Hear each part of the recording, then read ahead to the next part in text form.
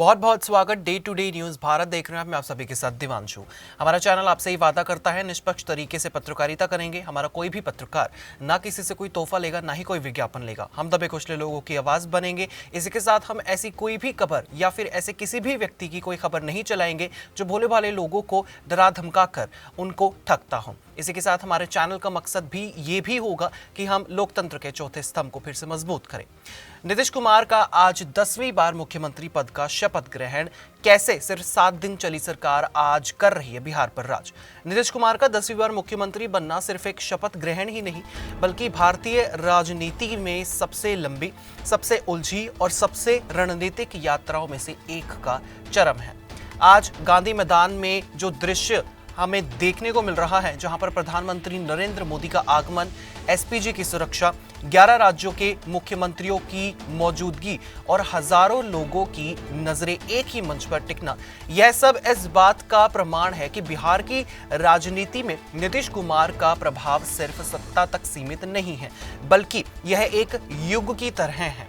उनकी कहानी एक साधारण इंजीनियरिंग छात्र से शुरू होती है, जब 1985 में वे हरनौत से पहली बार विधायक बने। इसके बाद 1979 में लोकसभा पहुंचे, राष्ट्रीय राजनीति में जगह बनाई और रेल, कृषि जैसे कई मंत्रालय उन्होंने संभाले। 1984 में लालू प्रसाद यादव से अलग होकर उन्होंने समता पार्टी बनाई और 1996 में भाजपा के साथ गठबंधन पर अपनी राजनीति को स्थिर दिशा दी। मार्च 2000 में वे पहली बार बिहार के मुख्यमंत्री बने, लेकिन बहुमत न होने के कारण सरकार सिर्फ 7 दिन ही चली।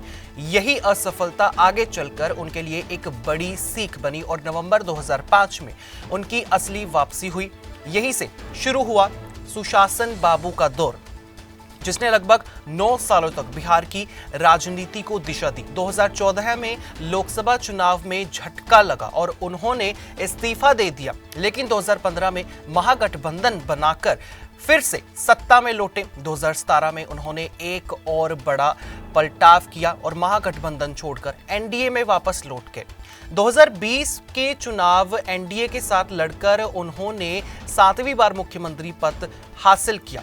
फिर 2022 में उन्होंने भाजपा से नाता तोड़कर आरजेडी कांग्रेस के साथ सरकार बनाई, लेकिन 2024 आते आते एक और उलटफेर हुआ और वे फिर एनडीए में लौट गए। यह पूरी श्रृंखला दर्शाती है कि राजनीति में महागठबंधन और गठबंधनों को साधने की जो कला नीतीश के पास है वह दुर्लभ है। इसी कारण आलोचक उन्हें यूटर्न कुमार भी कहा जाता है, जबकि समर्थक कहते हैं कि वे परिस्थितियों के अनुसार व्यवहारिक निर्णय लेते हैं। 2024 के चुनाव जो 6 से 11 नवंबर के बीच हुए, एनडीए के लिए बड़े जनादेश लेकर आए और इस जनादेश का सबसे बड़ा केंद्र बिंदु थे नीतीश कुमार। जनता ने स्पष्ट रूप से दिखाया कि राजनीति उलटफेरों के बावजूद वे उन पर विश्वास करती है। यह चुनाव सिर्फ बीजेपी बनाम आरजेडी नहीं था, बल्कि यह नीतीश के 20 साल के शासन पर जनमत था और जनता ने फिर उन्हें स्वीकार किया। आज जब वे 10वीं बार शपथ ले रहे हैं, तो यह भारत में किसी भी मुख्यमंत्री के लिए बेहद दुर्लभ उपलब्धि है। लगभग 2 दशकों तक सत्ता संभालने के बाद वे भारत के सबसे लंबे कार्यकाल वाले मुख्यमंत्री की सूची में शामिल हो चुके हैं। उनके सामने चुनौतियां बहुत सारी हैं, चुनौतियां भी उतनी ही बड़ी हैं। बेरोजगारी हो गई, जिस तरह से पलायन हो गया, शिक्षा की कमजोरी हो गई, स्वास्थ्य ढांचा और बदलते राजनीतिक समीकरणों के बीच स्थिरता बनाए रखना, ये सब बड़ी चुनौतियां उनके सामने इस वक्त हैं। चुनाव से पहले उन्होंने बिहार के रोजगार बढ़ाने और उद्योग लाने का उन्होंने वादा किया था, जिसे अब पूरा करना उनकी सबसे बड़ी जिम्मेदारी बन चुकी है। आज का यह समारोह, जहां प्रधानमंत्री नरेंद्र मोदी, अमित शाह, राजनाथ सिंह और 11 राज्यों के मुख्यमंत्री मौजूद होंगे, ये दिखाता है कि केंद्र और राज्य की राजनीति में नीतीश का महत्व कितना बड़ा है।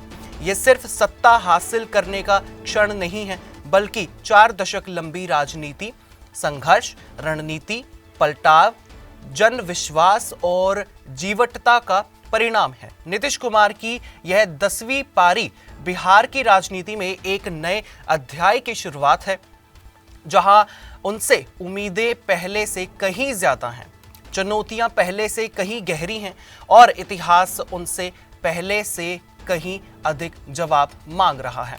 अब ये देखना होगा कि नीतीश कुमार अपने मुख्यमंत्री पद की शपथ लेने के बाद किस तरह से ये राजकाल फिर से संभालेंगे और किन किन चुनौतियों को जो है उन्हें पूरा करना होगा। इसी तरह से देश और दुनिया की तमाम खबरें जानने के लिए आप बने रहे day to day news Bharat के साथ। मुझे दीजिए इजाजत और हमें हर किसी सोशल मीडिया प्लेटफॉर्म पर लाइक, शेयर और सब्सक्राइब करना कतई ना भूलिएगा।